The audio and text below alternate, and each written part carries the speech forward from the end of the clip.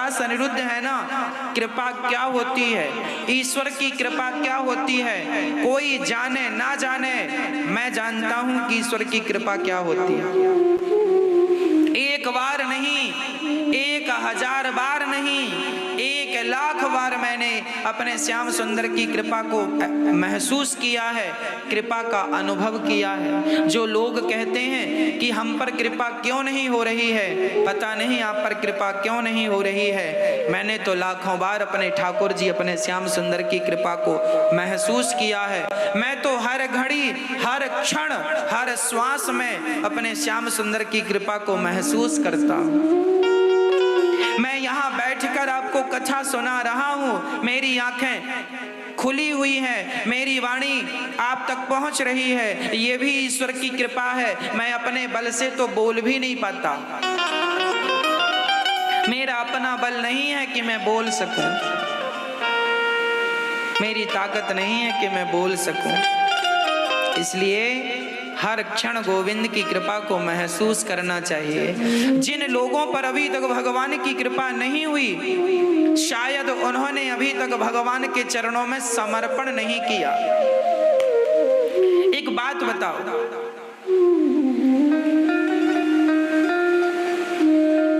एक लड़की जिसका 3 दिन बाद विवाह होना है, बहुत ध्यान से सुनना, इस बात को सुन लोगे तो आप पर भगवान कृपा क्यों नहीं करते, इस प्रश्न का उत्तर मिल जाएगा। एक बात बताओ, एक लड़की है, उस लड़की से आपका विवाह होने वाला है। एक लड़का था, एक लड़की थी, दोनों का विवाह फिक्स हो गया। ठीक 3 दिन बाद विवाह होने वाला था। विवाह 3 दिन बाद होने वाला था कि वो लड़की आज ही बीमार पड़ गई। और बीमार जब पड़ी तो ये बताओ, उसकी बीमारी का खर्च कौन उठाएगा? लड़की के माता पिता उठाएंगे या जहां शादी होने वाली है वो ससुराल पक्ष उठाएगा? बोलो, उस लड़की की बीमारी का खर्चा कौन उठाएगा? अभी विवाह हुआ नहीं है, विवाह होने में 3 दिन बाकी हैं। तो बताओ, लड़की बीमार हुई है और उसकी बीमारी में 10 लाख रुपए लगने हैं। बताओ, वो 10 लाख कौन लगाएगा? ससुराल वाले लगाएंगे या मायके वाले लगाएंगे? बोलो, माँ बाप लगाएंगे, मायके वाले लगाएंगे? और शादी होते ही बीमार पड़ जाए लड़की, शादी हुई, ससुराल आई और ससुराल में कोई दुल्हन बीमार पड़ जाए और उसके इलाज में 40 लाख रुपए लगने हो, तो कौन लगाएगा? ससुराल वाले। शादी के पहले लड़की बीमार हुई तो उसका खर्चा माँ बाप उठाएंगे, और शादी के बाद ससुराल गई और बीमार पड़ गई तो खर्चा ससुराल वाले। सिंपल है, उस लड़की ने अभी तक समर्पण नहीं किया था, इसलिए उसका खर्चा ससुराल वाले नहीं उठाए, पति नहीं उठाया। पर शादी हो गई तो पत्नी ने पति के चरणों में समर्पण कर दिया, और जब समर्पण किया तो उसका सारा खर्चा उसके पति उठाते हैं। उसी प्रकार जब जीवात्मा परमात्मा के चरणों में समर्पण करता है तो फिर भक्त का सारा खर्चा भगवान उठाने लग जाते हैं। और जिन लोगों को अभी ये लग रहा है हम पर कृपा नहीं हुई, इसका मतलब तुमने अभी तक भगवान के चरणों में समर्पण नहीं किया। समर्पण कर दो भगवान के चरणों में। मैं कृष्ण का हूं, बात खत्म। परिवार मेरा नहीं, भगवान का है। ये बच्चे मेरे नहीं, कृष्ण के हैं। हे नाथ, सब कुछ आपका, मेरा ये शरीर आपका, मेरा ये मन आपका, मेरा परिवार आपका, मेरी कमाई, इनकम, सारी फैक्ट्री, मकान, दुकान, जमीन, जायदाद, गोविंद, मैं सब सौंपता हूं तुम्हें। अब सौंप दिया इस जीवन का सब भार तुम्हारे हाथों। तन भी तेरा, मन भी तेरा, धन भी तेरा, सब कुछ है तेरा, तेरा तुझको अर्पण क्या लागे। पूरी जिंदगी में इंसान भगवान को सौंप नहीं पाता, इसलिए लोग परेशान हैं।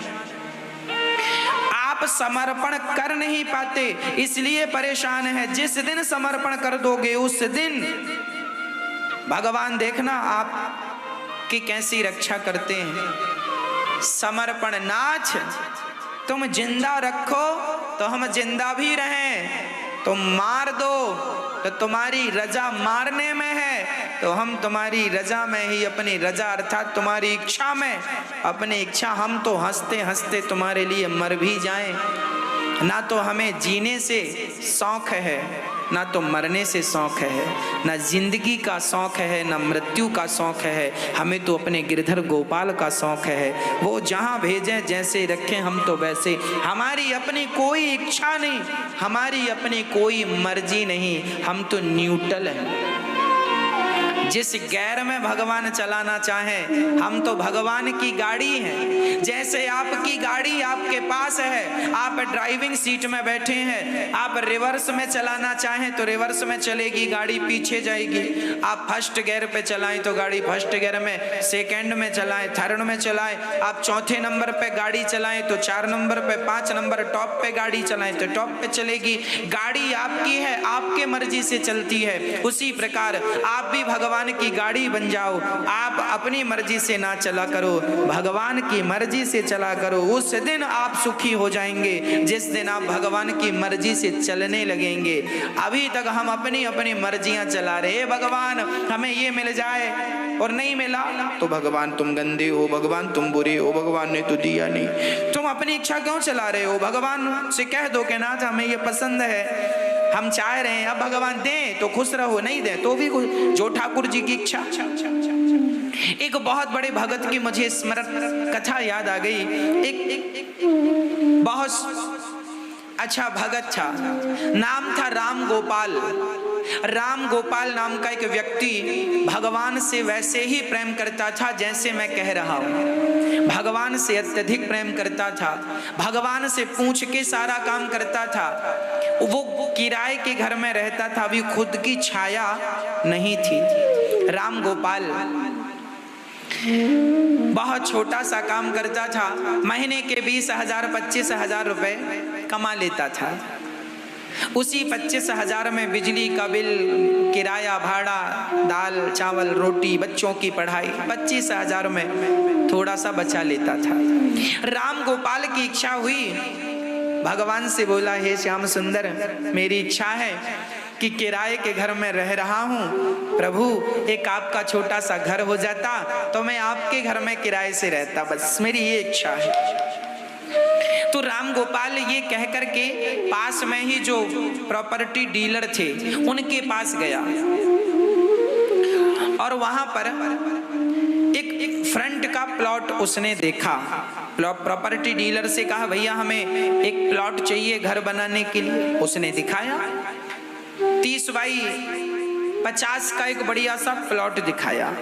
बोले ये बढ़िया लोकेशन है, बढ़िया प्लॉट है। राम गोपाल बोला, भैया कितने का प्लॉट पड़ेगा ये? उसने कहा ये 5 लाख का प्लॉट है। तो प्रॉपर्टी डीलर ने कहा 5 लाख का। राम गोपाल बोला 5 का आ जाएगा, कुछ कम हो जाए तो 2 पैसे बच जाए। ना ना ना, बिल्कुल 5 से 1 रुपए कम। राम गोपाल बोला फिर डन, मैं आपको परसों रजिस्ट्री कराऊंगा, परसों इसकी रजिस्ट्री करना है, 5 लाख में तय। प्रॉपर्टी डीलर बोला बिल्कुल तय, पर सुनो कुछ एडवांस देकर जाओ। राम गोपाल बोला सुनो, अभी मेरे जेब में मात्र 5,000 रुपए पड़े हैं, तो क्या मैं 5,000 एडवांस दे दूं? हाँ हाँ चलेगा, परसों आप रजिस्ट्री आकर करा लेना।